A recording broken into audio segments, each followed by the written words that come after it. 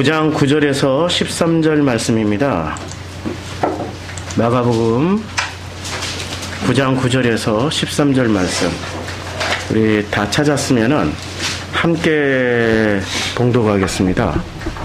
마가복음 9장 9절에서 13절 시작. 그들이 산에서 내려올 때 예수께서 경고하시되 인자가 죽은 자 가운데서 살아날 때까지는 본 것을 아무에게도 이르지 말라 하시니 그들이 이 말씀을 마음에 두고 서로 문의하되 죽은 자 가운데서 살아나는 것이 무엇일까 하고 이에 예수께 묻자와 이르되 부처인 서기관들이 엘리야가 먼저 와야 하리까 하나이까 이르시되 엘리야가 과연 먼저 와서 모든 것을 회복하거니와 어찌 인자에 대하여 기록하기를 많은 고난을 받고 멸시를 당하리라 했느냐.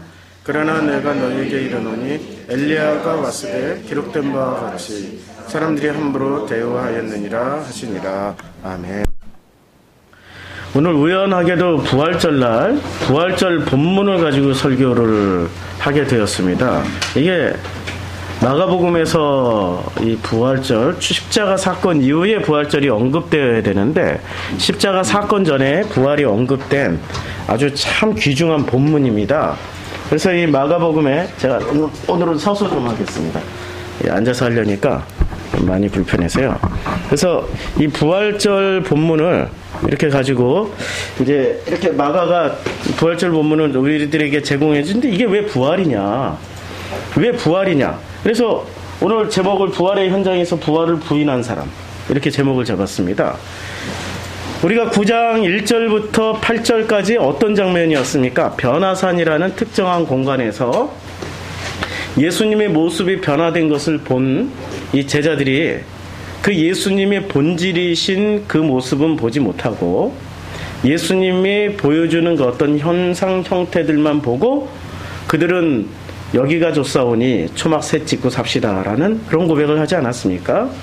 그런데 예수님께서 보여주셨던 그런 그 광채나는 옷, 그 모든 것들이 사실은 하늘 성전의 모습이셨고 그것이 말씀의 본질이었고 그것이 바로 정말 아버지의 영광을 우리에게 보여주신 굉장한 사건이었습니다.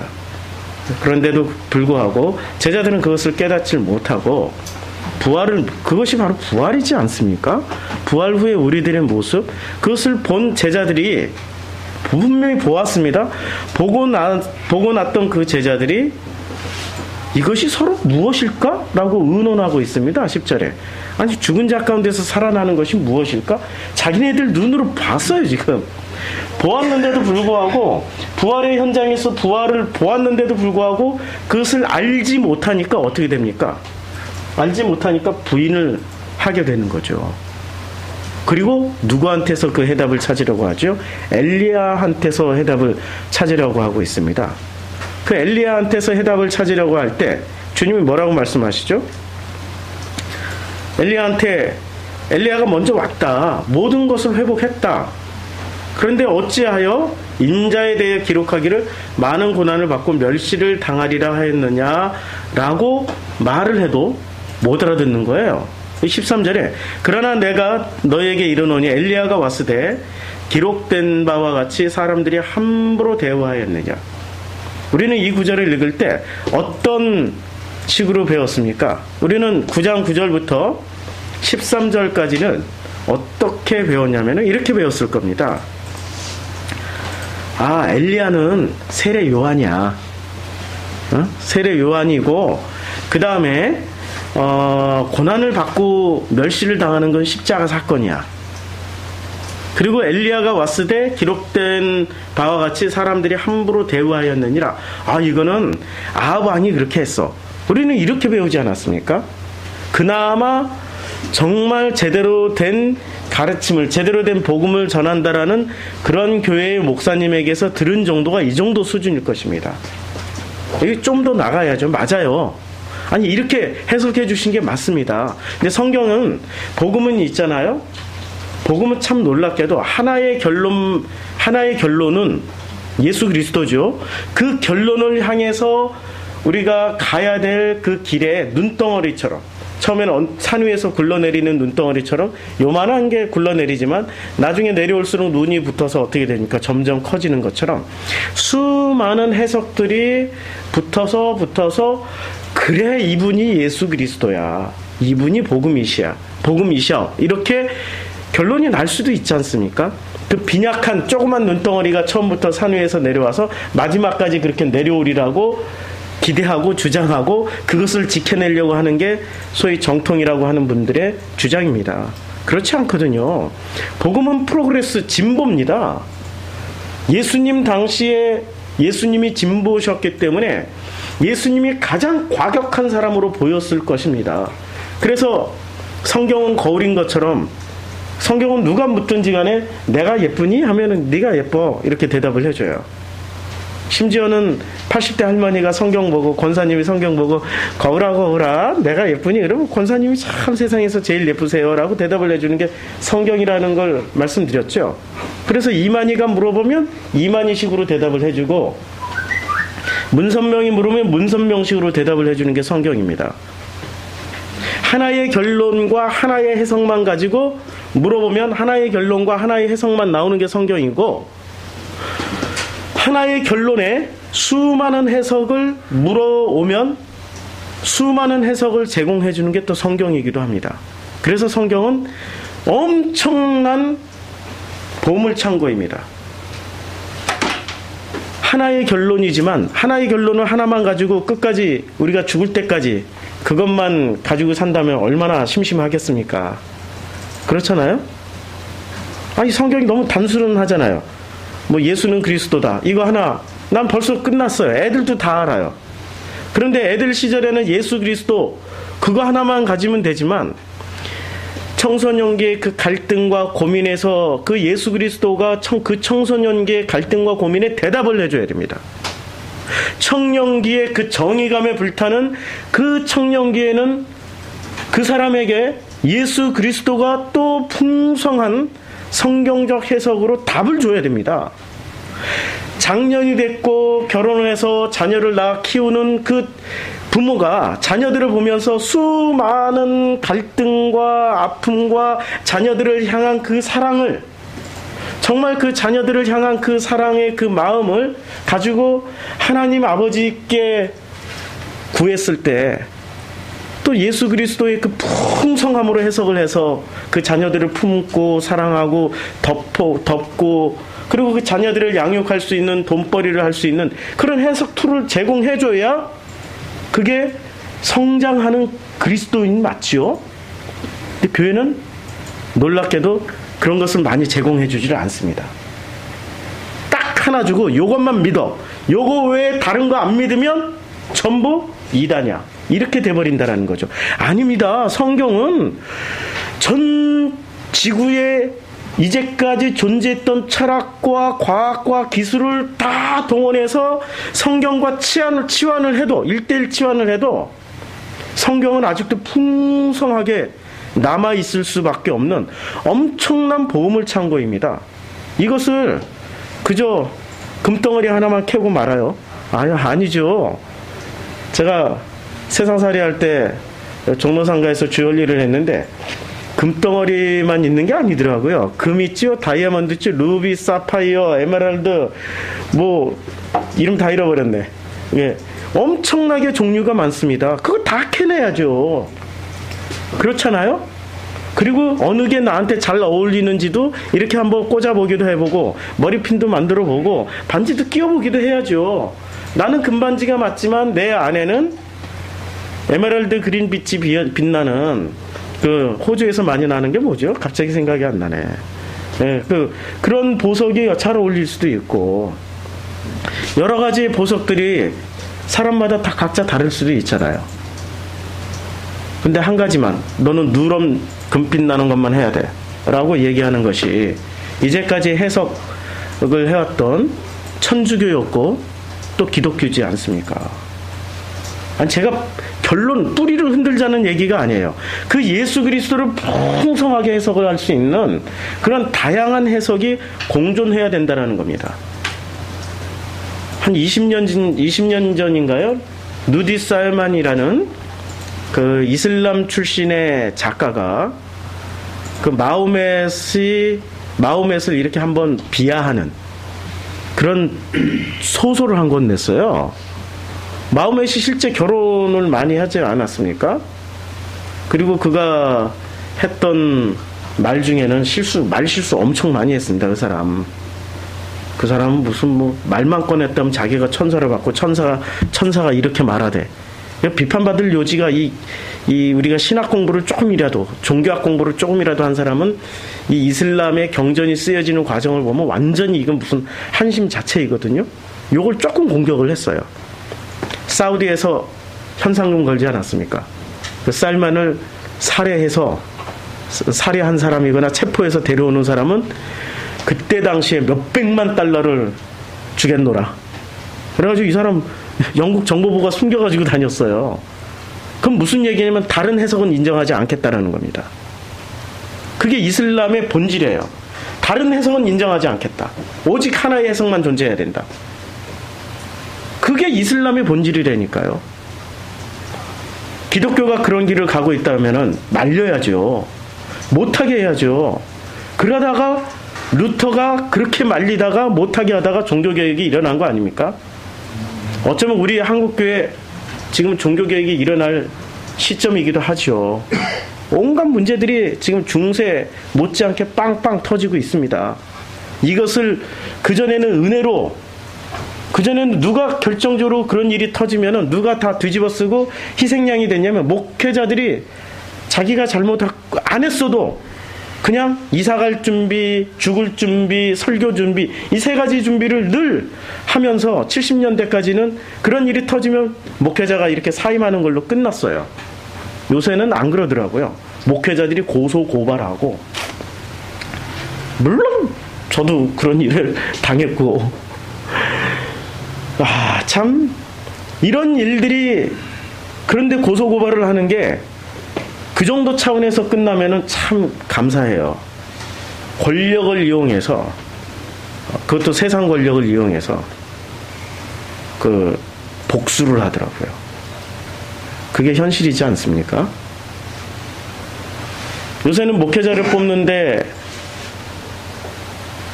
정말로 저분이 신실하신 분이신지 복음을 말씀하신 분이신지 그런 기준으로 안 뽑아요.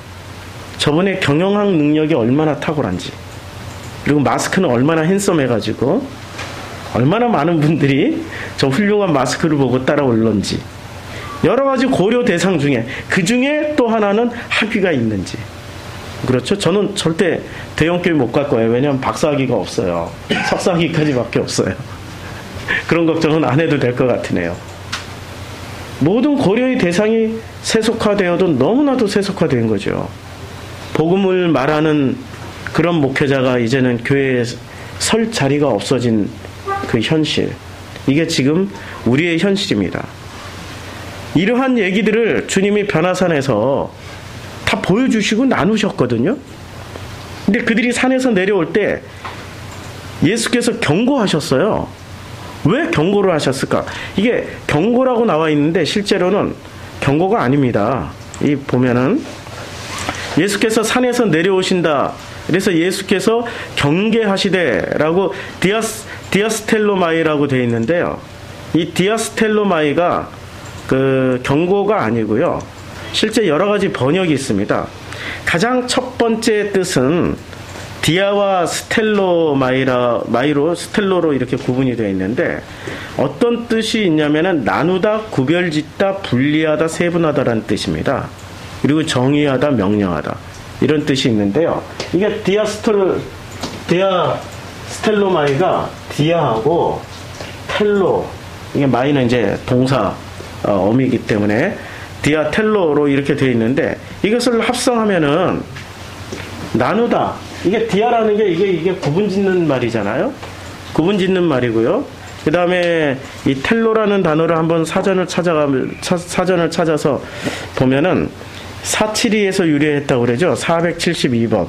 그래서 472번을 치는, 제가 디아텔, 잠깐만요. 472에서 4724. 제가 숫자가 잘 안 보였어요. 4724. 깜짝 놀랐어요. 전혀 엉뚱한 단어가 나와가지고 스텔로, 이 스텔로는 급히 설치하다, 장치하다, 이런, 그리고 피하다, 그만두다, 이런 뜻이 있습니다. 그러니까 따로 띄어서 설치를 해놓든지 따로 띄어놓고 그 다음에 피하든지. 그러니까 기본 어원의 뜻을 따라가면 디아텔로마이는 경계하다라는 뜻도 있어요. 없는 게 아닙니다. 학자들이 그렇게 번역한 건 맞아요. 그런데 본래의 뜻은 따로 구분지어 놓습니다. 구분짓다, 이렇게 해석하면은 좀 맞을 겁니다. 과거니까, 직설법 과거니까 구분지었다, 따로 구분했다, 따로 구분하셨습니다. 무엇을 따로 구분을 해놨습니까? 주님이 저희가 산에서 내려올 때 예수께서 경계하시되를 따로 구분하셨다. 근데 산에서 내려올 때 요 카타바이노라는 단어가, 이걸 구분을 참 잘해야 됩니다. 산에서 우리는 그냥 내려왔다라는 의미로만 해석을 하는데, 이 카타바이노의 의미를 보면은, 이제 카타바이노는 70인 여권에서 내려오다, 내려가다, 떨어지다, 강림하다, 이런 뜻으로 쓰여졌습니다. 그러니까 70인 역에서는 강림하다라는 뜻으로도 사용을 했어요. 하나님이 강림하다. 그래서 신약 성경에서 이 카타바이노가 가장 많이 쓰여진 데가 어디냐면은 공관복음서와 사도행전에서 이렇게 굉장히 많이 쓰여졌습니다. 총 카타바이노가 80일에 나오는데 공관복음과 사도행전에서 49회가 쓰여졌습니다. 그럼 거의 절반 이상 쓰여진 거죠. 근데 이 공관복음에서 주로 쓰여진 그 내용은 어떤 의도로 쓰여졌냐면은, 예루살렘과 성전 자체가 이제 학자들이 분석을 해놓은 거예요. 이거는 제가 분석한 게 아니고 학자들이 분석해. 예루살렘과 성전은 이 지평이 땅에 어떻게 돼 있었냐면은, 이게 예루살렘이라는 그 지형, 이스라엘이라는 지형이 대체로 평탄한데 갈릴리 쪽은 이렇게 좀 이렇게 솟구쳤고 산이 있어서, 이 대체적으로 이런 평탄한 지역에 예루살렘은 특이하게 살짝 올라간 지형입니다. 예루살렘은 이 평지에서 살짝 올라간, 그리고 여기에 성전이 세워져 있습니다. 그러면 예루살렘에서 어디 가면은 전부 다 어떻게 되는 거죠? 내려가는 거죠. 그래서 예루살렘에서 여리고로 내려간다라고 표현하고 있습니다. 그 다음에 예수님이 부활 후에 가실 때 내려가신다라고, 엠마오로 내려가신다라고 표현하고 있습니다. 예루살렘에서부터 출발해서 내려가는 것, 혹은 성전에서 출발해서 어느 지역으로 가는 것은 전부 내려간다라고 표현하고 있습니다. 그것은 지형적 특성 때문에 이렇게 된 거죠. 그래서 우리가 성경 구절을 보면은 마가복음 3장 22절에 보면 이런 내용이 나옵니다. 예루살렘에서 내려온 서기관들은, 예루살렘에서 원래 파견된 사람들이거든요. 서기관들이 왜 예루살렘에서 내려왔겠습니까? 예수를 감시하기 위해서 내려온 거 아닙니까? 예루살렘에서 파견된 서기관들이, 이렇게 써도 되는데 예루살렘에서 내려왔다라고. 그러니까 그때 당시 보편적인 표현들이에요. 그 다음에 누가복음 18장 14절에 보면, 내가 너희에게 이르노니 이 사람은 저보다 의롭다 하심을 받고 집에 내려갔느니라. 집에, 그러니까 예루살렘에 있다가 집으로 가는 것도 내려간다라고 표현하는 겁니다. 이 지형적 특수성 때문에 그래요. 사도행전 18장 15절에 그들이 내려가서 저희를 위하여 성령 받기를 기도하니. 사도행전 8장 15절입니다. 이게 무슨 장면입니까? 사마리아에 갈 때 내려간다라고 표현하죠. 예루살렘에서 가면 무조건 다 내려간다라고 이렇게 표현을 했습니다. 누가복음 24장 22절에서도 또한 우리 중에 어떤 여자들이 우리로 놀라게 하였으니 이는 저희가 새벽에 무덤에 갔다가, 여기는 내려간다는 표현이 안 나오는데 저희 표현을 왜 찾았는지 모르겠네요. 다시 24장 1절에 안식 후 첫날 새벽에 이 여자들이 그 예비한 향품을 가지고 무덤에 가서, 이것도 카타바이노인데 무덤에 갈 때 내려간다 이렇게 표현을 하고 있습니다. 자, 그 다음에 이 내려간다라는 게 이제 이해가 되죠. 카타바이노라는 단어는 언제 제일 많이 쓰여졌냐면 예루살렘이나 성전에서 어디 장소로 이동할 때 카타바이노라는 단어를 많이 썼습니다. 그러면 이 카타바이노는 어떤 의도를 가지고 있냐면 이런 그 내려간다는 의미를 많이 성전에서, 특별히 예루살렘과 성전은 무엇을 상징하고 있죠? 하나님이 계신 곳. 그렇죠? 하나님이 계신 곳. 그래서 하나님이 사람에게 올 때도 카타바이노라는 단어를 씁니다. 강림하셨다. 그래서 하늘에서 내려오셨다라는 그런 말씀을 하실 때도 카타바이노를 많이 쓰게 됩니다. 자, 사도행전 7장 34절에 보면 내 백성이 애굽에서 괴로움을 받음을 내가 정령이 보고 그 탄식하는 소리를 듣고 저희를 구원하려고 내려왔노니 라고 할 때 70인역에서 카타바이노를 썼습니다. 내려왔노니 할 때. 그러니까 하나님이 내려오시는 거예요. 그래서 그 하나님이 직접 내려오시는 장면을 카타바이노라고 이렇게 쓰시고요. 출애굽기 3장 8절에 보면 내가 내려와서 그들을 애굽인의 손에서 건져내고 그들을 그 땅에서 인도하여 아름답고 광대한 땅, 젖과 꿀이 흐르는 땅, 곧 가나안 족속, 헷 족속, 아모리 족속, 브리스 족속, 히위, 여부스 족속의 지방에 이르려 하노라. 그들을 그 땅에서 지금 누가 내려왔습니까? 주님이 내려와서 인도하실 때 카타바이노를 씁니다. 그러니까 지금 예루살렘이라는 곳을 하나님이 특별하게 예루살렘과 성전을 이렇게 우뚝 솟은 데다가 이렇게 만들어 놓으신 의도를 아시겠죠. 사람들은 성전에서부터 내려왔다라고 하면은 이제는 어떤 개념이 그때 당시에 1세기 그때 당시에 이스라엘 사람들은 어떻게 생각을 하겠습니까? 아, 성전에서 내려왔구나. 그것은 곧 하나님이 우리에게 강림하신 것을 의미하는구나. 이런 생각을 자연스럽게 하게 돼 있는 거죠. 지금 우리는 이렇게 프로시크마이 교회에서 내려왔어. 이러면 우리는 어떤 생각이 강하게 들죠? 아니야, 제가 비유를 잘못했어요. 총회본부에서 내려왔어. 이러면 어떤 생각을 많이 가지게 되죠? 노예에서 내려왔어. 이러면 감독하러 내려왔구나. 이렇게 생각하겠죠? 근데 그때 당시에 사람들은 예루살렘에서 내려왔어. 이러면 어떤 생각을 하게 돼요? 아, 이거는 하나님의 어떤 임재를 가지고 왔구나. 아니면 하나님이 임재하셨구나. 이런 의미로 강하게 생각했다라는 거죠. 이 카타바이노라는 단어 자체가. 그래서 이 카이 카타바이노 데 아우토스 아포 에코 호호로스 이렇게 하면은 그 산에서 지금 에코호호로스는 무슨 뜻이냐면 에코호호로스는 그 산 밖으로 이렇게 에크라는 이 전치사는 이 접두어는 전치사 접두 프롬이라는 뜻으로 해석하면 쉽습니다. 그 산으로부터 혹은 그 산에서 이렇게 내려오는데 그 산은 전부 다 뭘 상징한다고 그랬죠? 이게 우뚝 솟아 있잖아요. 성경에서 관사가 붙어서 산이 돼 있으면 호로스가 돼 있으면은 여기를 상징하는 거예요, 전부. 하나님의 산 예루살렘 성전을 상징합니다. 그러니까 호호로스는 지금 예수님이 우리 지금 내려오는 산이 어떤 산이에요? 변화산이죠. 변화산에서 내려오는데 그 변화산 자체가 제가 뭐라고 그랬죠? 하늘 성전이라고 그러지 않았습니까? 땅의 성전이고 진짜 하늘 성전. 하늘 성전의 모습을 보여줬고 그 하늘 성전에서 드디어 카타바이노 내려왔으면 그게 지금 무슨 사건이 되는 거죠? 그게 바로 하나님의 강림 사건입니다. 예수 그분 자체가 하나님이시잖아요. 그 하나님의 강림 사건이에요.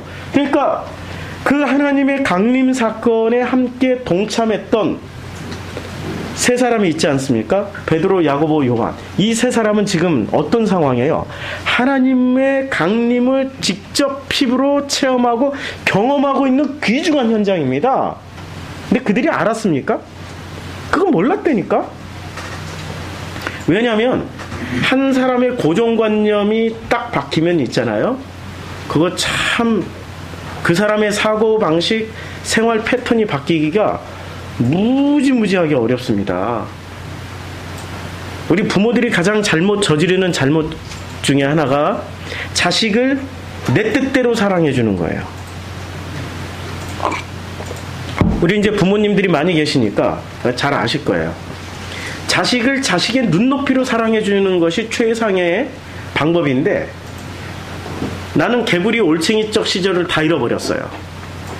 내가 어떻게 사춘기를 지나왔는지, 내가 어떻게 청년기를 지나왔는지, 내가 어떻게 영유아기를 지나왔는지 그걸 다 잃어버렸어요. 왜냐하면 사람은 잃어버려야 돼. 안 잃어버리면 정신병에 걸려요. 잃어버려야 돼.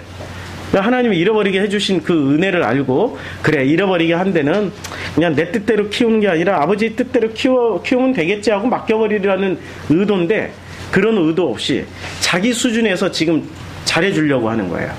자기 수준에서 자기의 패턴대로. 그러다 보면은 자식들이 원하는 거는 그게 아닌데, 자녀들이 원하는 건 그게 아닌데, 꼭 내 수준대로 전했으니까 나는, 부모는 어떻게 생각해? 나는 너희들을 위해서 최선을 다했어 라고 생각을 하고 있고, 자녀들은 부모에 대해서 어떻게 생각합니까? 어머니의, 아버지의 그 최선을 다한 그 노력이 나에게는 너무 불편했어요. 그럼 둘 중에 하나가 철이 들어야 돼. 부모가 철이 들든지 자녀가 철이 들어야 돼. 어느 한쪽이 이해를 하고 넘어가면 돼요. 어느 한쪽이 그래 뭐 그렇게 해주는 게 그게 뭐 최선이라고 그러니까 내가 좀 이렇게, 내가 원하는 건 A인데 어머니가 해준 거는 C구나. C 받고도 A 받은 참 치자 이렇게 넘어가면 되는데, 그게 되나? 안 되죠. 그렇죠? 안 바뀌어요 사람은. 그러면 그놈의 자식이 이제 C만 받던, A를 원했는데 C만 받던 요놈의 자식이 나중에 커서, 그러면 자기 자녀를 똑같이 사랑해 주려는 마음은 있어요. 하나님 우리에게 그런 본능. 똑같이 사랑하려고 봤더니 자기가 C를 받고 요만큼 성공했다 이거야. 그래도 밥이라도 벌어먹고 산다 이거야. 그러니까 A를 달라 하는 자기 자녀에게 똑같이 뭘 줘요? 똑같이 C를 준다니까. 이게 학습 효과예요. 이게 대물림 된다니까요. 요것을 가지고 누구는 가게에 흐르는 저주, 곧따위 것을 적었어요. 그거 자기가 스스로 저자가 얘기했잖아. 이거 뻥이라고, 가짜라고. 양심선언 했잖아요. 그렇죠? 그것은 무슨 가게에 흐르는 저주입니까? 아니죠.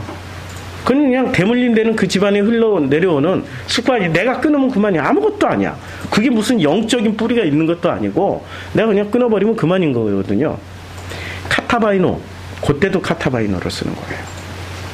그러니까 카타바이노가, 이게 성경에서 용법을 보면은 가장 주류는 하나님의 강림이지만 또 하나의 의미는 내가 그 어떤 것을 계속해서 전수해서 내려주는, 그걸 할 때도 카타바이노를 써요. 이 카타바이노라는 게, 그래서 지금 이 카타바이노로 내려왔단 말이에요. 내려오는데 그 하늘에서, 그 하늘 성전에서 지금 주님과 함께 저희가, 아우토스 저희가, 베드로, 야고보, 요한 이 세 사람이 주님과 함께 카타바이노를 하는데, 주님은 지금 강림을 생각하는 A라고 생각하고 있고, 베드로, 야고보, 요한은 뭘 생각하고 있습니까? 와, 나 신기한 거 봤어. 이런 수준이죠. 와, 나는 신기한 거 봤어. 그리고 그 속에 나와 있는 의미들은 전혀 하나도 깨닫지 못하고 있는 거예요. 그 의미들은 하나도 깨닫지 못하고 뭘 생각하고 있냐면은, 그 의미를 본 게 아니라 그 현장에 있는 어떠한 그 화려하고 빛나는 것만 보고 내려와 버린 거예요. 그 속에 담겨 있는 정말 그 화려하고 빛나는 것들이 정말 죽음을 통해서 그렇게 빛나는 어떤 죽음의 과정을 거쳐서 일어났다라는 것을 전혀 캐치를 못한 겁니다. 그 죽음이라는 게 뭐죠? 내가 드디어 이제 엄마한테 씨만 받던 내가 엄마가 됐어요. 근데 내가 또 딸을 낳았어. 어떤 이것이 또 A를 요구하네. 자기 어린 시절처럼. 근데 그 A를 요구하는 딸에게, 아니야, A는 뭐 부모들이 성향이 다 다르니까 어떤 씨야 이거 먹어 이렇게 하는 부모도 있지만, 대부분의 엄마는 아니야, 그게 아니고 내가 이렇게 살아보니까 A보다는 C가 좋아. C 가져.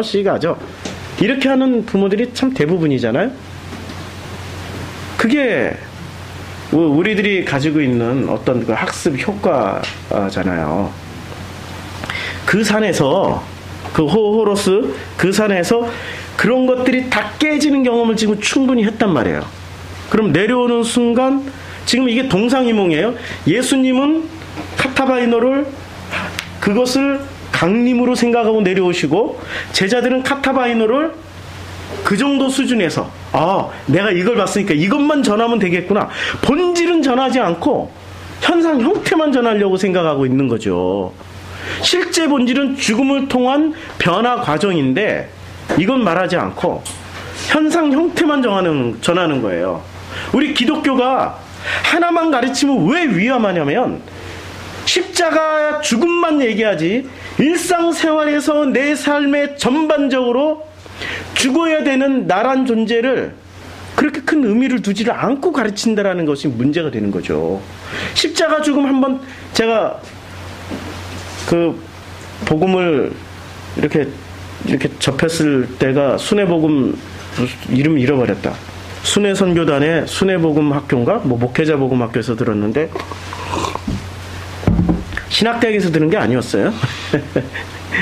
목회자 복음학교에 처음 2009년 1월 달에 가서 들었는데 그 얘기를 하더라고요. 십자가에서 이렇게 김용희 선교사가 흉내를 내요. 십자가에 이렇게 자기가 자기 정과 욕을 박으려고 제가 한번 재현을 해볼게요. 이렇게 자기가 십자가에 못을 박아요. 한쪽 손에는 망치 들고 한쪽 손에는 못을 들고 제일 먼저 이놈의 발이 나를 이게 김유신 장군의 그 말처럼 나를 꼭 이 안 좋은 데로 인도한다 해가지고 자기 발에다가 못을 대고 땅 쳐요. 그러나 이 발에 못을 박은 것으로 인해서 너무너무 기뻐하는 거야. 근데 사람들이 처음에 욕을 해. 아니 왜 그런 미친 짓을 하냐고. 응? 그러다가 이제 이 사람이 그래도 이 손이 양손이 살아있으니까 손으로 막 이 사람들 왜 그런 짓을 하냐고 그러니까 그게 아니라고 막 이렇게 손으로 때리고 싸우고 이 손이 또 죄를 지었구나. 이 손도 이제 십자가 못 박는 거예요. 한쪽 손으로 딱 못 박았어. 여기까지 사람들이 보니까 욕하고 손가락질하는 사람들이 태도가 바뀌기 시작한 저 사람에게는 뭐가 있나 보다. 근데 이쪽 손에 못을 박으려고 그러니까 이제는 이게 이렇게 박을 수가 없잖아요. 그러니까 이 한쪽 손은 이제 자유로워. 그러니까 사람들이 와서 존경하고 이 사람을 막 경배하고 이러니까 선생님이여 우리에게 가르침을 주시옵소서 하니까 이 사람이 이 망치를 들고 있잖아요. 망치로 머리 때리면서 아니라고 응? 자기 혼자서는 십자가에 못을 못 박는다고? 그래서 누가 와서 박아줘요? 그래 이러지 말고 너희들이 박아줘 해가지고 박았어요. 이러니까 사람들이 더 와서 존경하는 거야. 그때는 뭐라고 해? 때릴 수도 없고 쫓아버릴 수도 없잖아요. 그러면 말을 어떤 말을 하든지 사람들이 저 사람에게는 말의 능력이 너무 놀랍다. 그게 바로 십자가에 못 박히는 겁니까? 라고 물어봐요. 아니죠. 그렇죠? 그러면 십자가는 어떻게 못 박히는 거죠? 순회복음에서 이렇게 가르쳤어요. 죄의 목록을 다 써보라고. 자기가 지었던 죄의 목록. 저는 그때 복음을 알긴 알았지만 이렇게 구체적으로 복음을 그때는 잘 몰랐어요. 그래가지고 죄의 목록을 써보라니까 그때 수준으로 죄의 목록. 그래서 A4지 4장을 썼어요. A4지 한 장만 주거든요, 보통. 이게 와서 발표를 해야 돼. 나가서 전체 앞에서 발표하면은 이게 한 사람이 한 장만 발표해도 5분 10분인데 그럼 밤을 새서 해야 돼요. 4장 정도 쓰면은. 근데 쓰다 보니까 종이 더 달라고 해가지고 쓰다 보니까 4장을 썼어. 4장을 앞뒤로 8페이지를 쓴 거예요. 그거 나가서 읽으면 밤을 샐 것 같아가지고 대표적인 죄 몇 가지만 이렇게 해서 5분 안에 끝내긴 했지만 그렇게 해서 그 십자가에 이제 이렇게 달아놓고 거기다 다 달아놓고 그리고 내 죄는 십자가에 못 박혔고 이제는 내 죄는 사해졌다. 우리 교회에서 그런 짓 되게 많이 하죠. 아니, 그렇게 해서 이제 죄가 사해진 줄 알았어. 웬걸? 전혀. 그렇게 해서 죄가 사해졌으면 얼마나 좋겠어요. 아니라니까? 그런 거 아니에요. 죄는 있죠. 가장 큰 죄는 무슨 죄냐면 가장 큰 죄는 내가 살면서 짓는 어떠한 소소한 일상의 그러한 범죄 행위가 아니라 하나님을 제대로 알지 못하는 게 가장 큰 죄입니다. 예수 그리스도가 누군지를 알지 못하는 게 가장 큰 죄입니다. 그러면 지금 예수님과 함께 내려오고 있는 그 사람들은 지금 어떤 사람들이죠? 중범죄자들이라니까 그 사람들이. 카타바이노 지금 내려오고 있는데 그 사람들이 전혀 예수를 뭐로 생각했어요? 자기 고정관념으로만 생각해버린 거예요. 그러니까 그 사람들이 실제로는 중범죄자들입니다. 함께 있었음에도 불구하고 동상이몽, 다르게 생각하는 거. 심판은 아주 간단해요. 우리가 이제까지 지었던 그 모든 죄들을 다 용서받아야 우리가 심판에서 면하고 천국 간다고 생각하는데, 그건 나도 기억 못해요, 솔직히. 아니, 1년 전에 죄가 내가 어떻게 다 기억이 나는지 기억이 안 나요. 근데 문득문득 기억날 때는, 아, 내가 이런 죄를 저질렀구나, 이렇게 생각할 수도 있지만은, 일부러 짜내가지고 그 어떤 종파에서는 그렇게 한다고 그러더라고. 어떤 기독교 종파에서는 십자가 보일로 죄를 다 닦아야 된대. 그래가지고 날마다 아침에 일어나면은 30분 동안 회개 기도부터 한대요. 저도 그거 했거든요.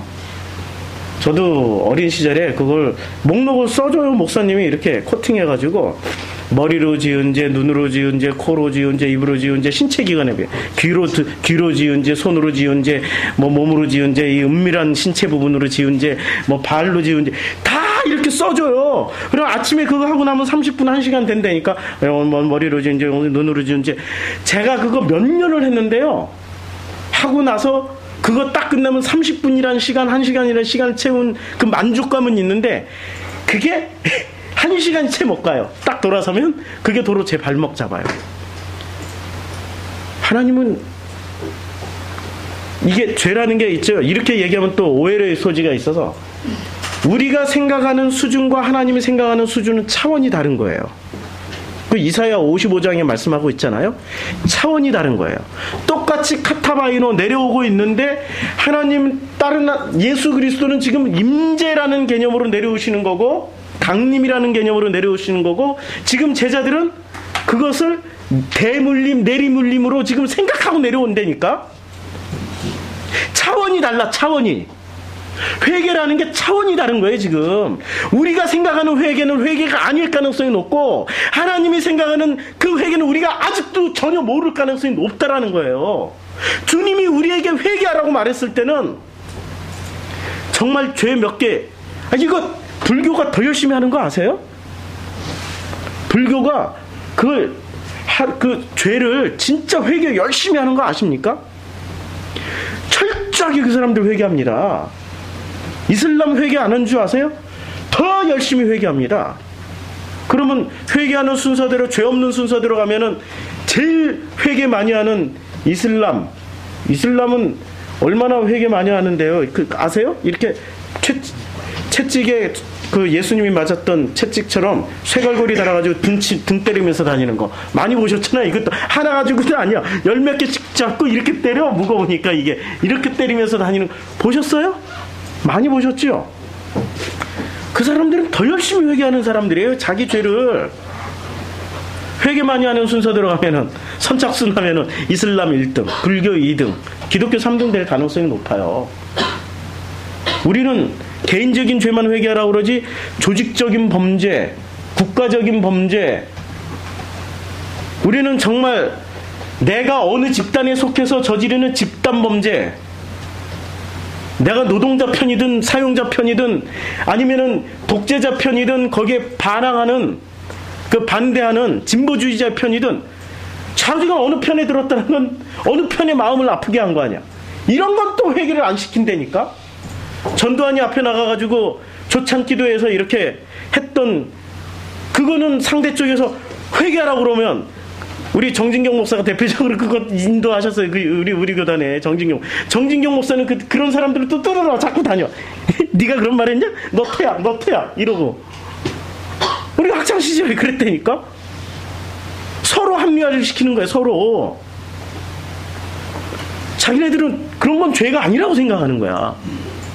이런 식으로 따지다 보면은, 그 죄를 따지다 보면 우리가 전혀 모르는 그 죄목들 다 들고 이구지구 하나님 앞에 서는 순간 그대로 심판받는다고 생각하면 끔찍하죠. 차원을 달리한 그 회개를 해야 된다는 얘기예요. 하나님은. 이게 왜냐면 그런 식의 회개는 우리가 전혀 모르고 부모와 자녀들 간에도 나는 이제까지 자녀들한테 너무 잘해줬어. 내 뼈 마디마디 하나 다 잘라서 주는 그 심정으로 다 해줬어. 정말로 내 간슬게 다 꺼내서 내 자녀들에게 잘해줬어. 그렇지만 자녀들은 그렇게 생각 안 하잖아요.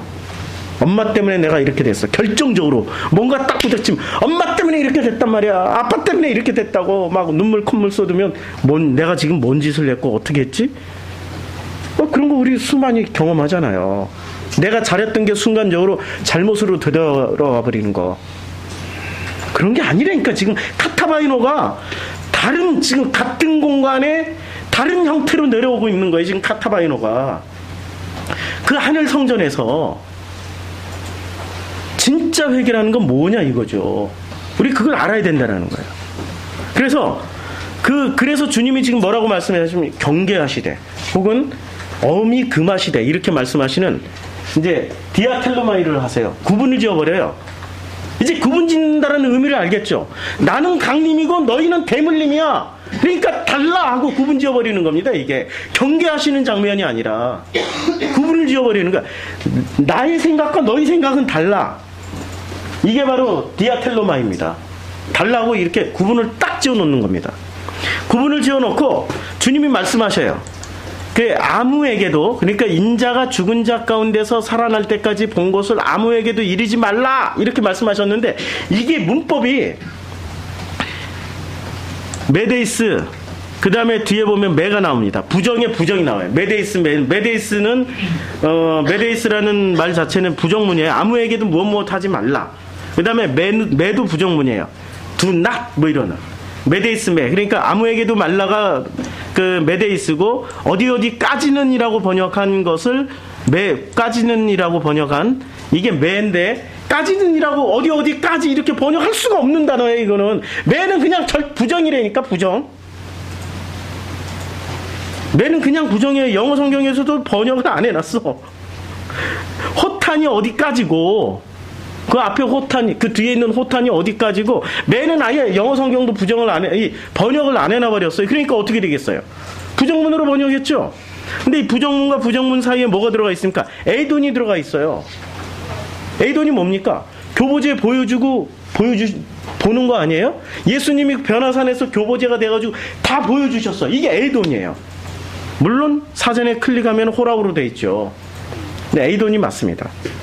사전이 잘못될 수도 있어요. 에이돈으로 이렇게 다 보여줬어요. 이 과거 능동태니까 주님이 다 보여주셨고, 그들도 그 현장에서 변화산 사건에서 그걸 다 봤단 말이에요. 그러니까 이걸 다시 해석하면 어떻게 되냐면, 메데이스 메, 그러니까 메데이스 메 사이에 에이돈이 들어가 있죠. 그러니까 너희들이 본 것, 에이돈 하고 나면 반드시 말해라. 무슨 말입니까? 너희들이 에이돈으로 봤지. 그런데 카타바이노 할 때 서로 동상이몽처럼 다른 방식으로 내려왔지. 그런데 이 에이돈을 통해 가지고 그 다음에 어디로 넘어가야 되죠? 블레뽀로 이게 내화가 되고, 그 다음에 호라우로 보게 되면 그때는 반드시 말해라는 얘기입니다. 하지 말라는 얘기가 아니에요. 따로 구분 지어놓고 과정이 이제 그림이 그려집니까? 예수님과 제자들이 그림이 그려져요? 아니, 똑같이 내려와. 제자들은 막 너무 놀라가지고, 와, 우리가 처음에 성령 체험했을 때처럼 얼굴이 환해지고 너무 좋아. 할렐루야, 아멘 하고 이러고 내려오는데, 주님은 그게 아니죠. 지금 이게 강림하시는 장면이에요. 이제까지 마가복음의 구조로 보면 1장부터 8장까지는 주님이 어디에 신경 썼습니까? 1장부터 8장. 1장에는 예수님이 물속에 들어가서 세례를 받고 올라오실 때 이는 내 사랑하는 아들이다. 그 다음에 9장 바로 전절에, 우리가 지금 이 본문 바로 전절에 이는 내 사랑하는 아들이다. 이걸로 사랑하는 아들과 사랑하는 아들이 이루어졌단 말이에요. 그러면은 1장부터 9장까지는 어떤 내용으로 채워졌겠습니까? 이는 내 사랑하는 아들이라는 내용으로 채워졌겠죠. 지금 이게 쌍방식 아니야.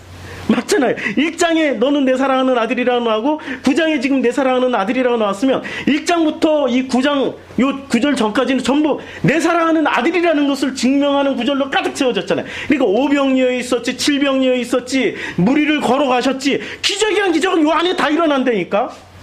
내 사랑하는 아들을 보여주시기 위해서 성경이 쓰여진 의도를 잘 봐야 된단 말이에요. 그러면 8장 이제 이 9장 이 9절 다음부터 내 사랑하는 아들이라는 9절부터 시작해가지고 마지막 장까지는 무엇으로 쓰여졌겠습니까? 내 사랑하는 아들이 강림해서 드디어 그 사랑하는 아들이 강림해서 무슨 일을 하시겠다라는 거예요. 당신의 진짜 일을 하시겠다는 거죠. 그 진짜 일은 뭐죠? 카타바이노 강림하셔가지고 디아스텔로 마이 이렇게 따로 구분지어서 드디어 주님이 하시겠다는 말씀은 당신의 말씀을 그대로 다 전하겠다는 거예요. 근데 그대로 다 전하다 보면 어떻게 됩니까? 박해가 반드시 따르죠. 그러니까 박해 얘기 나오고 지금 하고 있는 거 아니에요, 본문에. 근데 그 전까지 이 9장 9절이 키를 가졌단 말이에요. 이 9장 9절을 이해를 해야 나머지 9절이 한 방에 다 이해가 돼요. 안 그러면 9장 9절을 제대로 이해를 하지 못하면은 전부 걷더라, 따로 놀아. 이게 뭐 어떻게 되지? 그냥 인간의 머리로 짜집기 하고 편집하고 그런 해석들만 나온다라는 얘기죠.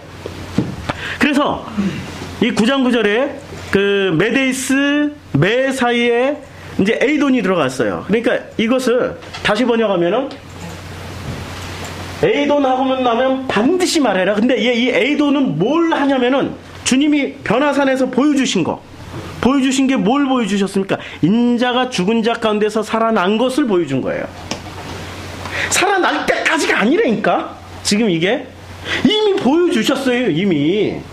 그러니까 인자가 죽은 자 가운데서 살아날 때까지 해버리면 어떻게 됩니까? 부활 전까지는 우린 입 다물고 있어야 되나 보다. 이런 내용이 아니에요 지금. 너희들이 그 본래의 뜻을 깨달을 때까지는 입 다물고 있어. 따로 구분해놓고. 복음을 알기 전에 복음을 얘기한다라고 말하고 다니는 사람들이 있잖아요. 그거 안 된다라고 하는 거예요 지금. 그거 안 된다고.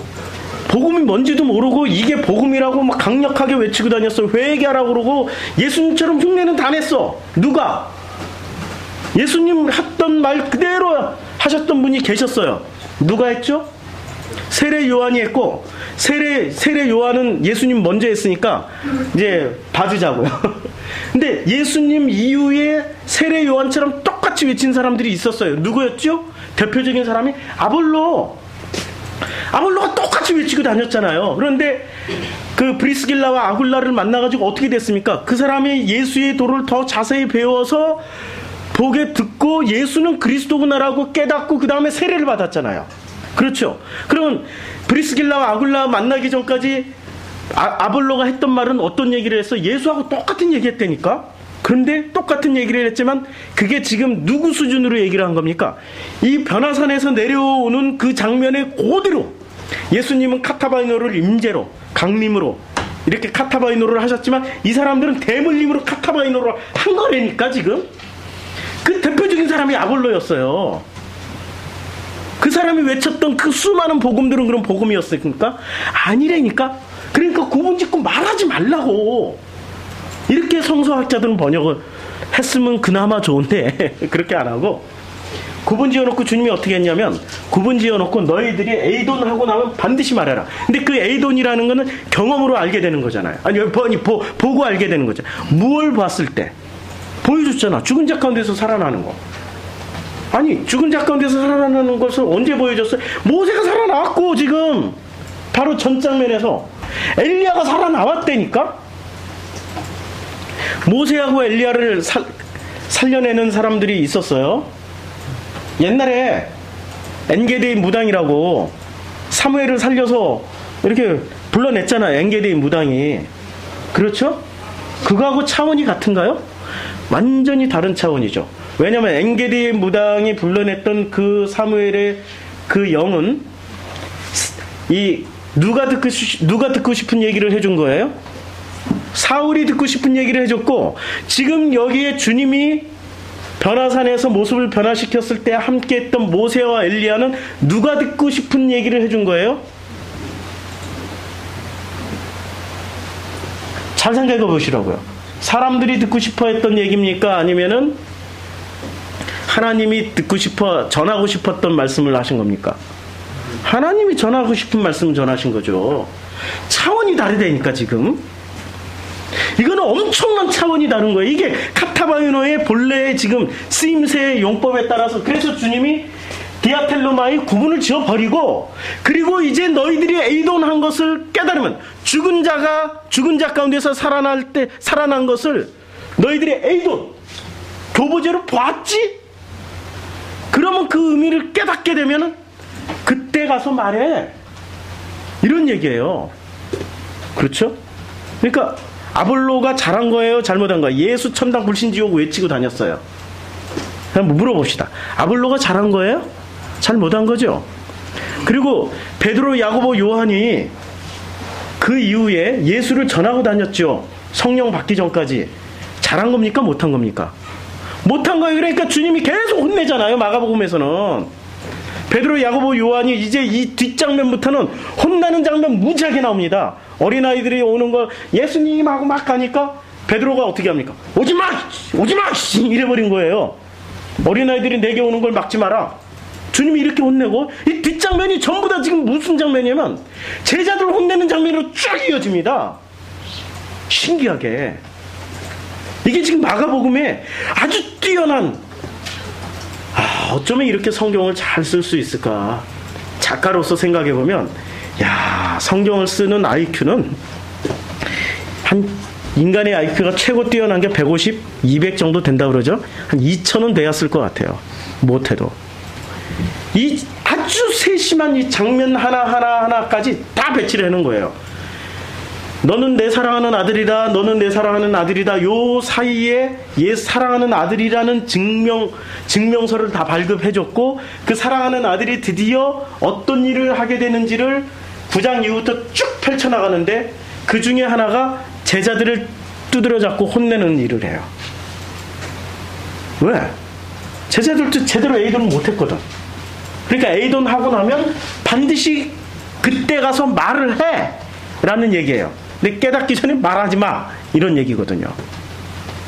이게 9장 9절입니다. 자, 이제 9장 10절로.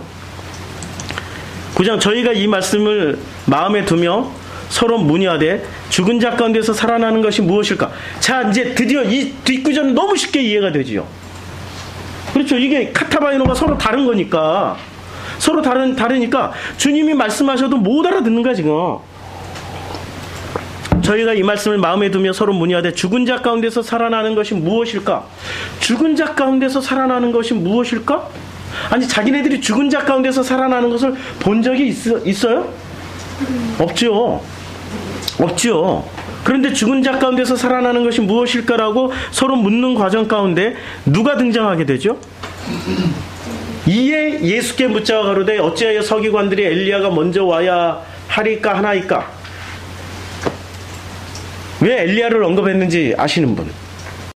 여기서 왜 엘리야가 뚱딴지같이 떡하고 나왔을까요? 구약 성경을 읽어보면 죽은 사람을 최초로 살린 사람이 누굽니까? 예? 엘리야죠. 그러니까 언급한 거. 이 사람들 성경 공부 엄청 열심히 한 사람들이에요. 성경을 대충 읽은 사람들이 아닙니다. 그러니까 엘리야를 언급한 거예요. 엘리야가 다시 와서 이렇게 살려낼 수 있습니까? 지금 어떤 수준으로 생각하는 거죠? 이 사람들이 성경을 근거로 얘기를 하고 있다니까. 성경을 근거로 했다는 증거가 어디냐면 서기관들이 했던 말을 인용을 했던 거예요. 서기관들이 성경을 지금 그람마토스 서기관들이 했던 말을 인용을 해서 지금 얘기를 하고 있는 거잖아요. 그러니까 서기관들에게 배운 바대로 하면은 엘리야가 죽은 사람도 살렸다, 죽은 사람을 살려낸 최초의 그 엘리야가 이제는 예루살렘에 이 이스라엘 땅에 와야 이스라엘 땅이 회복된다. 우리 이스라엘은 죽었다. 우리 이스라엘은 지금 망했다. 이스라엘을 살려내자. 어라이징 무슨 라이징 코리아 뭐 이따위 짓 하고 있는 거지 지금. 우리 많이 했잖아요. 라이징 코리아. 젊은 사람들 중심으로 해가지고 라이징 코리아 해가지고 이 기독교인들, 젊은 청년들, 목사들 얼마나 가지 라이징 코리아. 지금 이 사람들이 라이징 라이징 이스라엘 이러고 있는 거예요. 라이징 이스라엘을 깨우자, 이스라엘을 일으키자, 이스라엘이가 부활하라 뭐 이러고 있는 거예요 지금. 서기관들이 그런 말을 했으니까 지금 그대로 인용해가지고 그러면 엘리야가 오면 되는 거죠?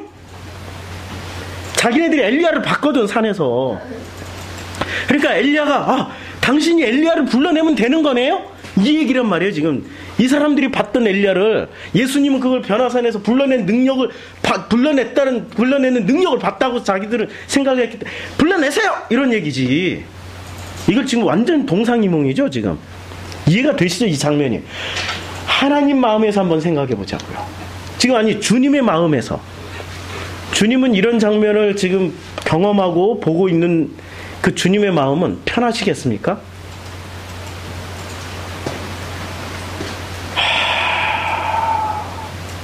나 같으면 그 머리를, 너무 미련한 머리라 잠언에 나오는 그대로 절구통에 집어넣고 공이를 이렇게 빡 했어. 안 벗겨진다니까. 안 벗겨져. 사람은 자기가 한번 가진 그 고정관념들을 못 벗겨요. 못 벗겨. 절대 안 벗깁니다. 자기가 어떤 환경, 어떤 교육을 받고 자랐느냐에 따라서 그것을 벗어나기가 무지무지 힘듭니다. 주님이 말씀하신, 지금 죽었다가 살아난 자 네크로스라고 말을 할 때는, 이 네크로스라고 말을 할 때는 히브리어 번역에 무트를 그대로 갖다 쓴 거예요. 정령 죽으리라 할 때 무트 타무트를 썼거든요. 그걸 그대로 네크로스로 갖다 쓰고 있어요. 그 죽음이라고 얘기를 할 때는. 근데 그 정도의 죽음을 거쳐야만이 내가 가지고 있는 고정관념, 어떤 강력한 주장들이 사라지는 거예요. 그래서 죽음이란 단어를 쓰는 겁니다. 십자가에서의 죽음이라는 것은, 이런 진짜 예수와 함께 연합하여 못 박혔다라는 것은 무슨 의미냐면은, 내가 가지고 있는 그 모든 고정관념들, 강력하게 나를 나되게 만들었던 그 강력한 주장들, 강력한 이즘들, 어떤 철저한 관점들, 이런 것들이 십자가에서 죽어 예수와 연합하여 죽으라는 얘기지, 내가 진짜 십자가에 매달리라는 얘기가 아니거든요. 제가 우리 집에 텔레비전이 없어서 뉴스를 안 봐서 모르겠지만, 이제 부활절 전에 사순절 기간 동안에 아마 필리핀 어디나 남미 어디에서는 십자가에 못 박혀서 또 이렇게 채우고 이게 다니는 사람들 있었을 거로 내 생각을 해요. 작년에도 있었고 재작년에도 있었고 2000년 전부터 예수 십자가 사건 이후부터 계속 산 사람을 십자가에 매달고 다녀요. 진짜 매달고 다녀.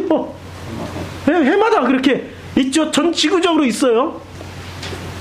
그러라고 주님이 지금 십자가 사건을 우리에게 보여주신 건가요? 그게 아니고, 얼마나 내 관점, 내가 가지고 있는 그 철학이 절대 안 없어지니까 죽음으로 표현을 한 걸까요? 그렇잖아요? 참, 제가 구체적으로 언급은 안 하겠지만 요번에 그렇게 거기를 갔다 와서 그 앉아서 말씀하시는 그분들의 그 논리 주장을 보니까 하나님도 바꾸실 분이시더라고요. 하나님도 바꿔내실 분이시더라고요. 마음이 참 힘들었어요. 제가 스트레스를 안 받는 줄 알았더니, 그거 끝나고 났더니 손이 막 부들부들 떨리고, 어제는 이제 모여서 이렇게 끝날 때쯤에 막 두통이 오기 시작하는데, 견딜 수가 없더라고요. 오늘 아침까지 두통이 있어가지고 어떻게 설교하나. 그래서 근데 다행스럽게 이제 두통이 딱 가셨어요. 제가 겪는 그 두통보다 그분들이 붙잡고 있는 그 강력한 그 신앙이죠, 그분들에게. 그게 깨지고 부서져야, 그게 십자가에서 예수와 연합이 돼서 못 박혀야 비로소 그분들에게 그 복음이 보일 텐데, 그게 사랑의 마음이겠죠? 저에게 그런 사랑을 주시더라고요. 그래서 가능하면은 설교를 할 때 누구를 안 깔라고 노력을 해요. 왜냐하면 한 사람이라도 저의 그 저속한 언어, 이 표준어, 이 표준어에 걸려서 넘어지는 그런 분들이 없도록 참 노력을 하고 있습니다. 제가 작년에 설교할 때하고 올해 설교할 때하고 참 이렇게 언어를 많이 생각하면서 하는데, 근데 문제는 그렇게 그런 이해와 요구에 또 따라가다 보면은 나도 모르게 또 이렇게 살짝 변할 수도 있어요. 그래서 체크를 계속 해주셔야 돼요. 특히 현재훈 목사님께서 자꾸 이렇게 벗어나지 않도록. 그래서 우리는 서로 이 공동체가 필요한 겁니다. 체크를 계속 해주고 확인을 해줘야 돼요. 자, 엘리야. 이 사람들이 알 수 있는 최대의 사람은 엘리야까지밖에 없었던 거예요. 그렇죠? 라이징 이스라엘, 라이징 코리아 했던 이 사람들이 강력하게 했던 요구했던 사람이 엘리야였거든요. 근데 그 엘리야가 여기에 중요한 단어를 썼는데 엘코마이 프로톤이라고 이렇게 쓰여져 있어요. 그러니까 9장 11절의 끝 부분에 가면은 엘리야 데이 엘코마이 프로톤 이렇게 되어 있습니다. 프로톤은 가장 먼저 이런 뜻이고, 엘코마이라는 거 굉장히 중요한 단어라고 우리가 성경 공부할 때, 수요 성경 공부 때 했나요? 엘코마이를 오다 가다, 히브리어의 보라고 했잖아요. 현재 목사님이 그걸 해주셨는데, 히브리어의 보라는 단어가 바트하고 이게 이렇게 되어 있잖아요. 보가 맞죠? 자음만 쓰면 그 성전의 그 하나님을 보는 게 보잖아요. 그러니까 히브리어 엘코마이에 해당되는 히브리어가 보인데, 엘코마이라는 거는 내가 가고 내가 오는 게 아니라 주체는 누구란 얘기예요? 성전 안에 계신 그 하나님이 주체란 얘기죠. 그렇죠? 그러면 여기서 엘코마이가 이에 예수께 묻자 가로되 어찌하여 서기관들이 엘리야가 먼저 와야 하리까? 엘리야가 온다라는 개념은 지금 예수님이 생각하는 엘리야 올 수 있죠. 그리고 주님은 보여주셨잖아. 근데 이 사람들이 지금 생각하는 개념은 뭐예요? 엘리야가 오는 거고, 주님이 생각하는 마인드는 어떤 개념으로 생각하고 있는 거예요? 그 하나님, 성전 안에서 너희들이 말씀하고 있던, 얘기하고 있던 그 하나님이 와야 된다는 개념. 이것도 동상이 뭐냐 지금. 이제 그림이 그려지십니까? 제자들도 그렇고 그 산에서 내려왔을 때 그 수많은 무리들이 생각하고 있는 것도 그렇고, 주님의 생각과 제자들과 사람들의 생각은 철저하게 다르다니까. 내 뜻과 너희들의 뜻은 달라.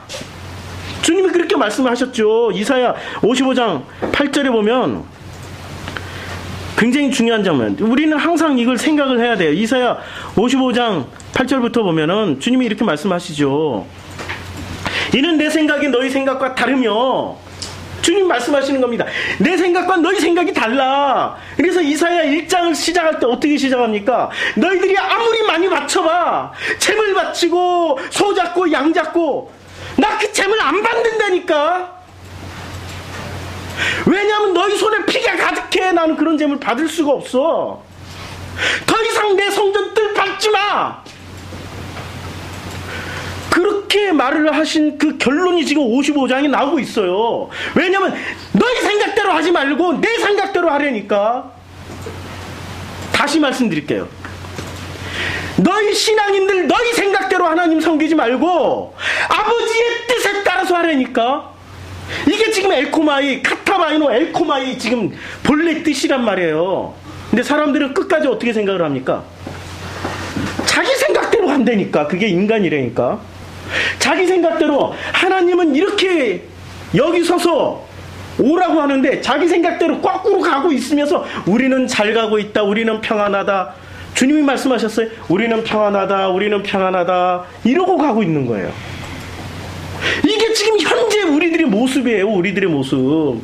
너무나도 가슴 아픈 일이죠. 내 생각과 너희 생각은 달라. 내 길은 너희 길과 다름이니라.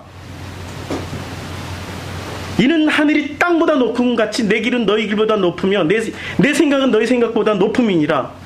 주님이 이렇게 말씀을 하시고 수많은 사례들을 이사야 1장부터 지금 50장까지 수많은 사례들을 보여주시고, 심지어는 에스겔서에 가서 창녀와 그 이집트의 그 아주 그 진짜 참 성경에서 그런 표현을 했기 때문에 그대로 표현하지만 말이 가지고 있는 그 성기와 같은 그런 것을 가진 그 이집트의 그 남성들에게 올리바마 올리압이 가가지고 거기 가서, 아니 성경 표현 그대로 하면 가랑이를 벌리고 그들에게 창녀는 돈이라도 받지, 에스겔 표현 그대로 하면 너희들은 돈도 안 받고 그대로 가서 다 준다라고. 그게 지금 이 장면이라니까요. 지금 카타바이노 서로 내려오는데 주님은 임재하시지만 이 사람들은 대물림하고 있고, 그게 장로들의 유전과 전통이라고 얘기하고 있잖아요. 그게 우리가 혹시 붙잡고 있는 신학의 전부 아닌가라고 생각을 해봐야죠. 그게 내가 물려받은 전부라고 생각하고 그것만 그냥 따라가고 있는 거 아닌지 생각을 해봐야 된다는 거죠. 엘코마이, 지금 엘코마이 내려오고 있는데 그 엘코마이를 주님이, 주체가 주님이시고 주체가 모든 것이 주님이 하시는데 우리는 전부 주어 주체가 누가 돼 있습니까? 내가 돼 있는 거 아닙니까? 그거 가지고 얘기를 하면은 대화 차원이 달라서 대화가 안 돼요. 그리고 주님 말씀하시잖아. 이는 내 생각이 너희 생각과 다르며 내 길은 너희 길과 다름이니라. 완전히 다른 거예요 지금. 이건 차원이 다르다는 얘기예요. 차원이. 완전히 차원이 다른. 차원이 다르기 때문에 이 사람들이 생각할 수 있는 기껏해야 엘리야밖에 생각을 못하는 거죠. 그것도 엘리야까지 생각해도 기특해 어쩌면. 왜냐면 성경을 열심히 읽었기 때문에. 그 엘리야를 인용하는 그 주체가 그람마토스 서기관들이었다라는 걸 생각하면 이 사람들은 성경 박사들입니다. 지금으로 치면은 신학 박사. 어디서 공부했을까? 옥스퍼드, 케임브리지, 하버드에, 예일대에서 공부한 박사들이라니까 이 사람들은. 그런 서기관들이 얘기를 해주니까 나는 저 지방대 출신인데 믿어야지. 나는 고졸밖에 안 되는데 믿어야지. 그 권위에 눌려서 그대로 믿어버린다니까. 성경은 그게 아니에요. 성경은 시골 할머니들도 깨달을 수 있게 주님이 카타바이노 임재에서 내려와서, 강림에서 내려와서 살피시는 거, 그게 바로 성경의 본질이고 모든 사람들에게 말씀을 가르쳐 주시려고 하는 하나님의 그 본래의 의도시란 말이에요. 신학적인 어떤 권위로 이렇게 내려눌러서 먹여주는 게 아니란 말입니다.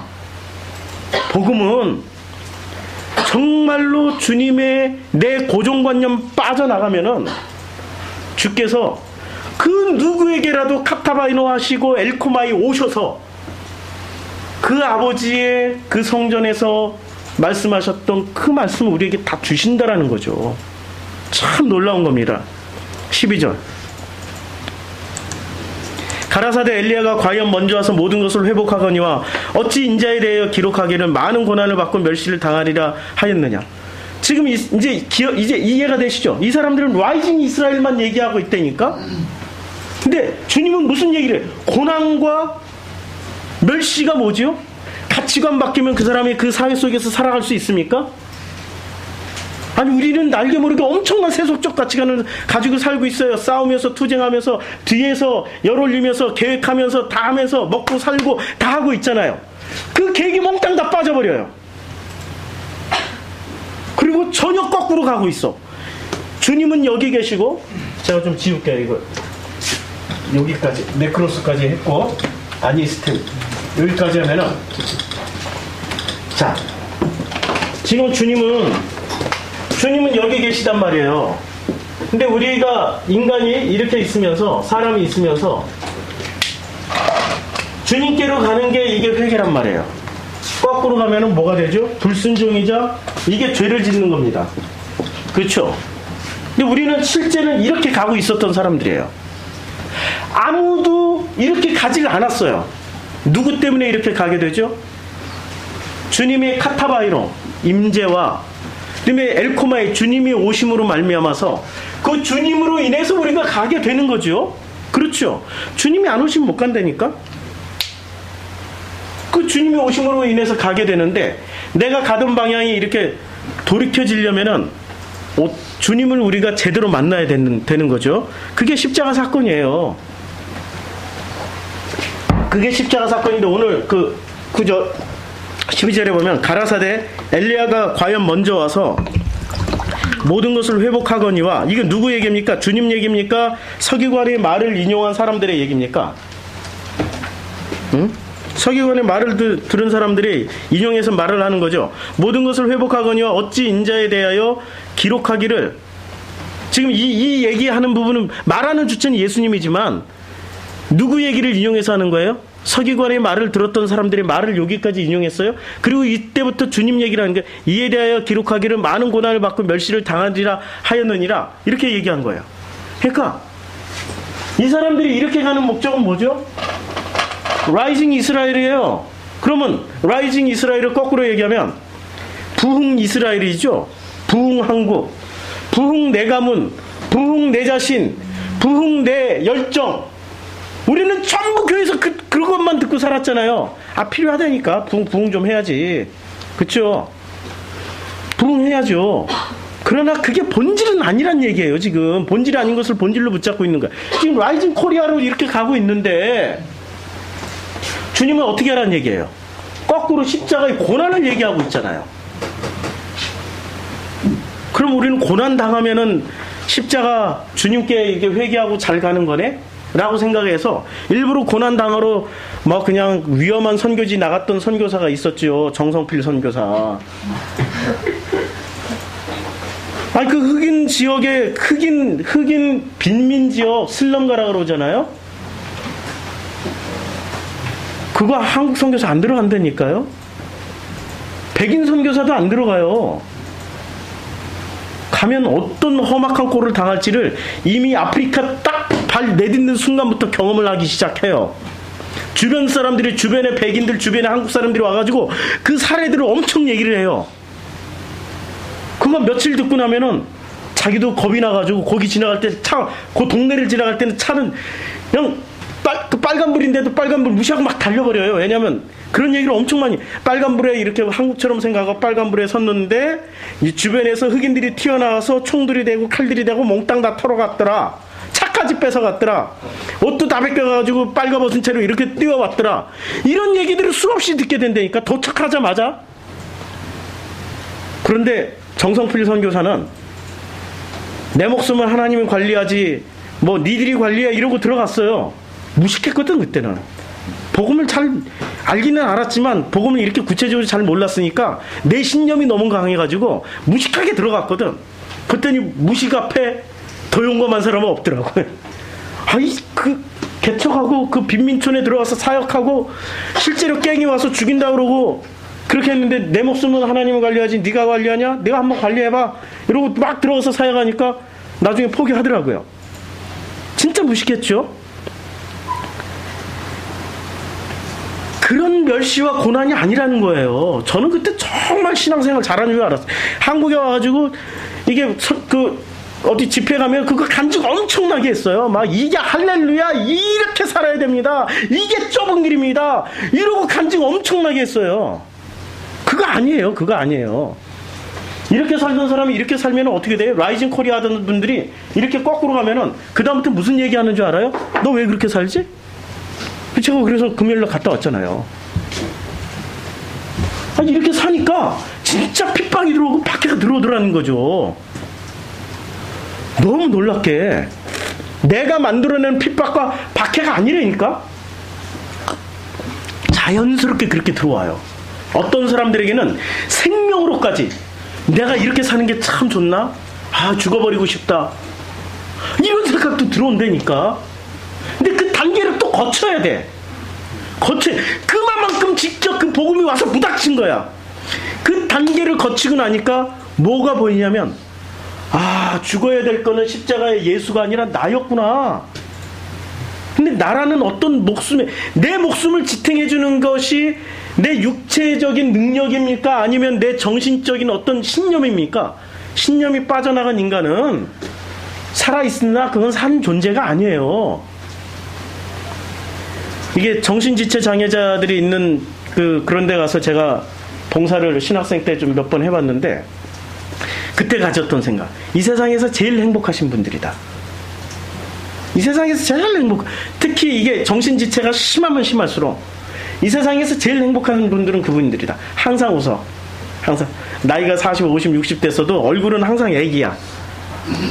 우리 시체말로 하면은 철이 안 들어가지고 얼굴이 항상 애기야. 오면 그냥 그리고 막 좋아해. 그때 저분들이 세상에서 제일 행복한 사람일 것 같다라고 생각인데 아니라니까. 행복은 그런 개념이 아니에요. 행복은 나라는 존재를 확인하고 나라는 존재가 하나님 앞에 어떻게 철저하게 박살나고 있는 그 경험을 하고 있는 게 그게 행복이라는 거예요. 왜냐면 이쪽으로 하면 행복할 것 같죠? 내가 원하는 거 챙겨나오고 내가 원하는 거 만들어가고 내가 원하는 거 다 이루고 나니까 이게 행복하는 것 같죠? 아니라니까 거꾸로 내가 죽어가는 게 행복한 겁니다. 내 고집이 죽고 내 집념이 죽고 내 아집이 죽고 내 자녀에 대한 집착이 죽고 내가 붙잡았던 것들이 하나씩 하나씩 놓아질 때 천국이 저희 것임이라. 이게 그런데 쉬운 일이 아니란 말이에요. 그거 깨져나가는 일이 죽음보다도 무서운 일이기 때문에 사람들은 이걸 선택해서 가요. 지금 엘코마이, 드디어 엘코마이도 이게 엘코마이가 또 쓰여졌어요. 12절에 보면 엘리야 맨 엘코마이 프로톤 이렇게. 이 사람들은 엘코마이를 그냥 엘리야가 주어가 돼서 엘리야가 오기를 바라는 거란 말이에요. 진짜 누가 와야 돼요? 이들이 그 문제 해결을 위해서 진짜로 기다려야 될 분은 누구세요? 하나님이죠. 하나님을 기다리는 게 아니라 엘리야를 기다리고 있다니까. 근데 그 엘리야는 성경에 나온 인물이기 때문에 자기네들 생각에 합리화를 시켜. 봐, 성경에 나와 있는 대로 하면 되는 거 아니야. 성경 문자 그대로 엘리야 오면 되는 거 아니야. 자기는 그걸 합리화 시켜놓고 그걸 신앙으로 만들어버렸다니까. 야, 그래서 마귀가 오면은 있잖아요. 마귀가 사람 유혹할 때 뭐로 유혹하죠? 하나님 말씀으로 유혹하잖아요. 1.1에게 틀린 얘기 안 해요. 똑같은 얘기예요. 그쵸? 요거 관계를 잘 알으셔야 됩니다. 성경 말씀 그대로예요. 그러니까 이 사람들이 지금 붙잡은 걸 뭐를 붙잡았어요? 말씀 그대로 붙잡고 말씀 그대로 하기 때문에 자기는 다 옳다라고 생각하는 거예요. 말씀에는 속뜻이 있는 거거든요. 여기 신천지가 써먹어가지고 진짜 속뜻이란 말을 신천지가 써먹어가지고 참네. 좋은 거는 이단이 다 써먹었어. 우리가 써먹을 말이. 그래서 속뜻은 신천지가 써먹었기 때문에 레마로 깨달아야 되는 거죠. 레마로 깨닫고 그럴 때 비로소 회복이 되는 겁니다. 회복이 되는데 그 회복되는 장면이 어디서 나오냐면 아니스템이 세워진다라고 위로 세워지는 걸로 회복이 돼요.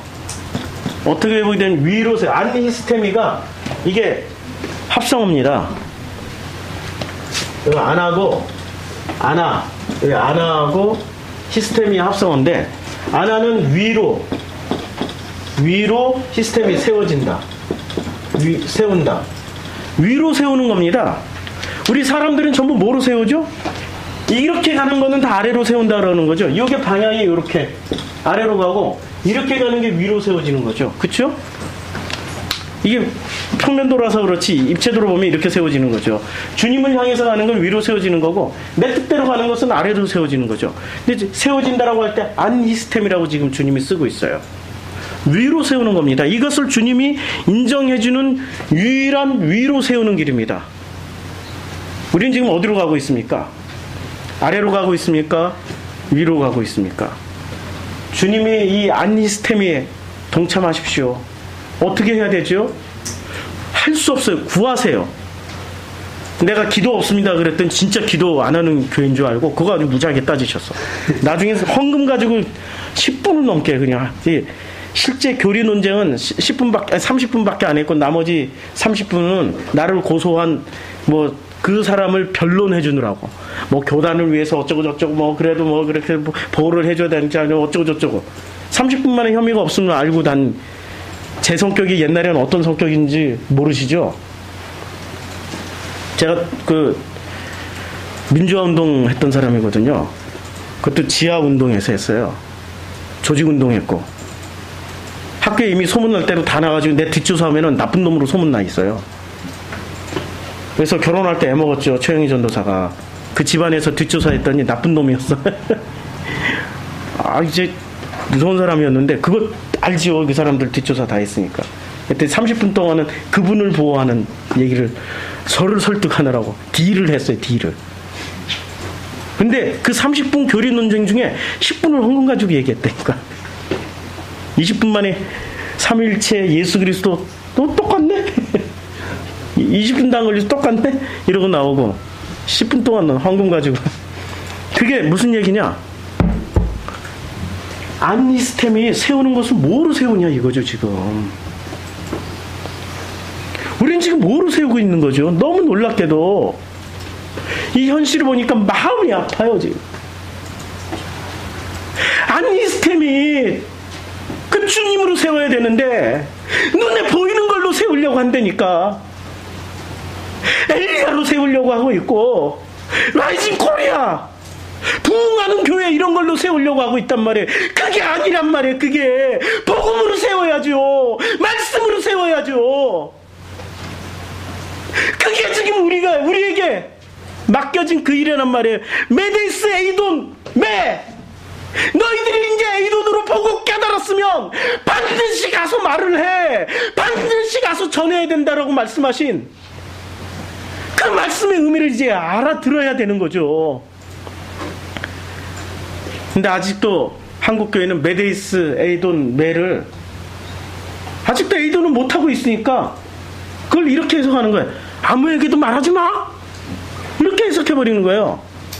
어미 경계에서 아무에게도 말하지 마, 전혀 그런 뜻이 아니라니까. 이제 너희들이 본 것을 깨달았으면 반드시 가서 전하란 말이야. 그래서 우리 프로슈크마이는 제가 그제 어제 참 기도하면서 속으로 많이 이렇게 주님과의 그 프로슈크마이 하면서 그렇게 기도를 했어요. 주님 참 감사합니다. 우리가 할 일은 묵묵히 있는 그 자리에서 복음을 흘려주는 일입니다. 어떤 일이 있어도, 무슨 일이 있어도 그 자리에서 우리가 메데이스 에이돈 매, 이제 복음을 알았사오니 끝까지 시스템이 세우는 일에 우리가 증언하겠습니다. 변화산에서 봤던 그 모든 사건들을 이제는 주님의 그 카타바인으로, 강림으로, 이제는 엘코마이, 주님이 우리에게 오셨던 것처럼, 그 말씀이 우리에게 오셨던 것처럼, 이제는 우리가 주님의 그 말씀을 들고 예수 그리스도의 그 이름을 들고 사람들에게 엘코마이 또 가서 이제는 메데이스 에이돈 매 반드시 전하겠습니다. 그런 마음을 한없이 부어주셨습니다. 이런 마음을 주신 주님께 감사드립니다. 이 프로슈크마이 공동체 함께 묵묵히 그 자리에서 프로슈크마의 음으로 양으로 물질로 또 여러 가지의 보이지 않는 곳에서 함께 해주신 그 여러분들이 주님의 선물이십니다. 여러분들은 저와 지금 함께 그 변화산에서 카타바이노 이 세속으로 내려와서 이제 그 말씀을 가지고 엘코마이 전하는, 그래서 히스템 아니 히스템이 위로 세우는 그런 여러분들이 된 것을 참으로 축복드립니다. 기도하겠습니다. 주님 감사합니다. 어떻게 우리가 이 복음을 알게 됐고 이 복음을 통하여서 우리를 먼저 안히스템이 위로 세워주시고 그리고 우리를 당신과 동일하게 말씀을 주셔서 그 말씀을 복음으로 다시 전할 수 있게 카타바이노 아래로 강림시켜 주시고 그리고 그 말씀을 가지고 엘코마이 저들에게 가서 또 다시 다른 사람들을 아니스템이 세울 수 있게 해주신 은혜 감사와 영광을 돌립니다. 이 가운데 우리가 했던 것, 할 수 있는 거라고는 아무것도 없습니다. 그저 주님의 은혜로, 주님의 그 사랑으로 다 이루어지고 진행되어져 감을 고백할 뿐입니다. 그저 모든 영광은 주님이 홀로 받으실 뿐이십니다. 고맙습니다. 예수님의 이름으로 기도드렸습니다. 아멘.